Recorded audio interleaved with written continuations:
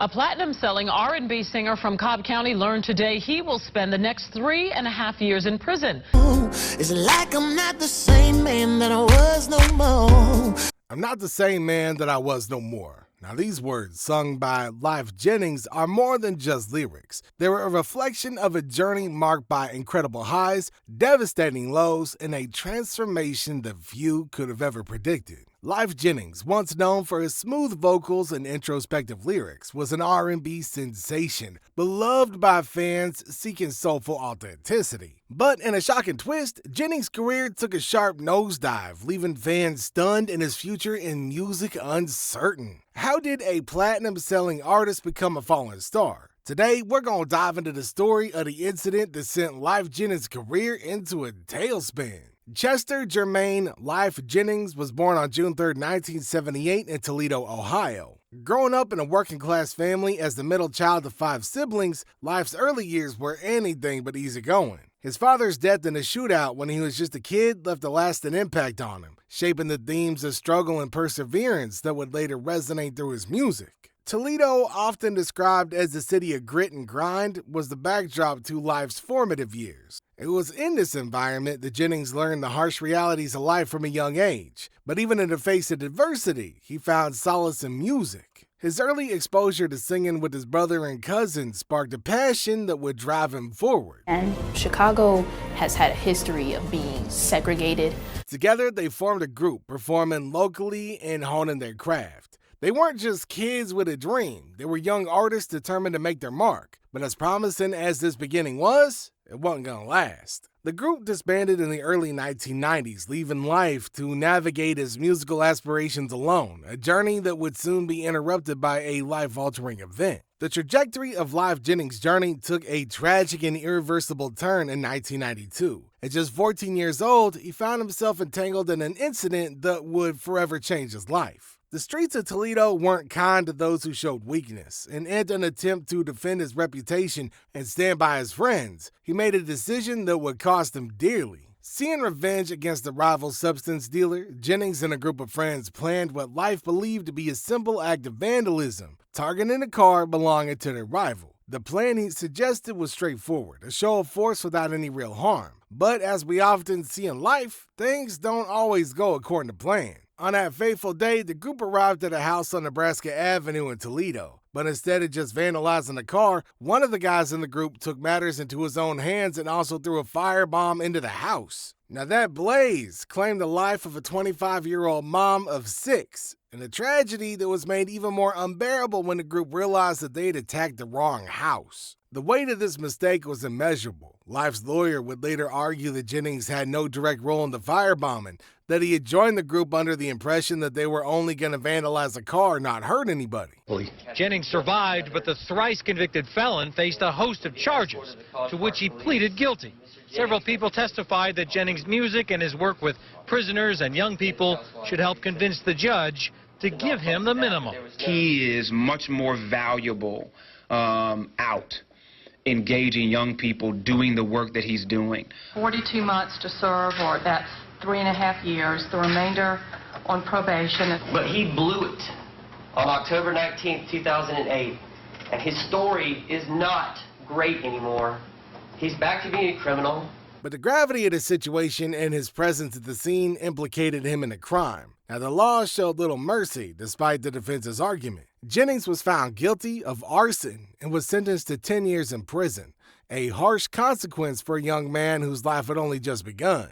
Jennings' decade-long imprisonment was more than just a physical confinement. It was a period of profound personal transformation and reflection. The weight of his actions, the lives that was lost, and the future that had been stripped away from him all bore down on his soul. But rather than letting prison break him, he used this time to rebuild himself from the ground up. R&B singer Lyfe Jennings often attributes his transformation and subsequent success to the period that he spent in prison. The 10 years he spent behind bars became a crucible where he was forced to confront the harsh realities of his actions and the severe impact that they had on innocent people. And yet, in the face of his darkness, Lyfe found light through music. Have you ever seen the Tree of Life? I mean, I see it every day. You know, to me, the tree of life is the people that's around you and the people that's not around you, you know? The people, what does that mean, the people that's not around you? I mean, the people that's dead and gone, the influences they didn't had on your life, that's your whole tree. That's your whole tree? Yeah. Okay, who are the people that's around you, man? Is it a family? Is it your kids? I mean, man, yeah, I got my kids around me right now. I got a lot of nonsense around me too, but I guess like you get some rotten apples, man. You gotta, you gotta do your pruning, and you dig. What kind of nonsense that do you have around you? Like, I want you to be specific. Give me an example of what's nonsense in Lyfe Jennings' life. I think, sometimes you be around people that's just always something wrong, man. It's just almost like no matter how good it is, they gonna look for that one thing that's bad in it. And I just don't be wanting to hear that all the time. Yeah. Then you got other people that feel like they have a sense of entitlement. Because we successful out here. They think that your action is their action. During those years, Jennings dedicated himself to self-improvement and rehabilitation.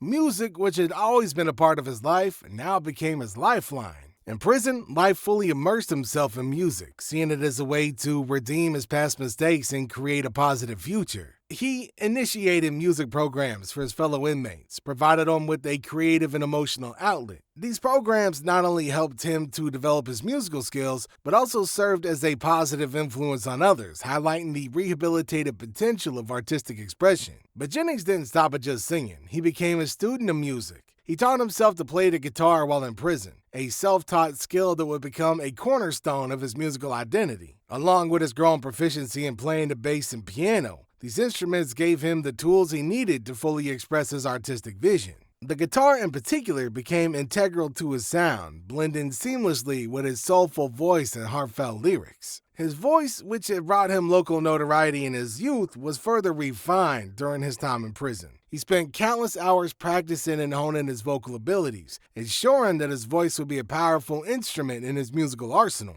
This dedication to perfecting his craft paid off when he was finally released from prison. Record that you didn't, like later on you were like, yeah, I shouldn't have been. That wasn't it. Never. Like if you listen to my body of work, literally,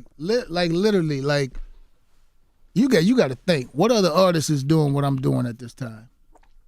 What other artists? As far as uplifting people. As far as everything is about something. Every single record that I put out is about something. A lot of them. And it's who? J. Cole, Kendrick Lamar. Every single. Wale. I'm talking about R&B. I ain't talking about rap. Upon his release, Lyfe Jennings emerged with a renewed sense of purpose and a determination to make a difference through his music. In 2004, he released his debut album, Lyfe 268192, a title that pays homage to the number assigned to him in prison, a reminder of where he had come from and the journey that he had survived. Nice guitar. What are you gonna do now that you're out? Hey, you that just flipped on this CD player. The album was an instant success, resonating with fans who connected with his raw, authentic sound and the deeply personal stories woven into his lyrics. Tracks like Must Be Nice and SCX became anthems for those seeking honesty and vulnerability in their music.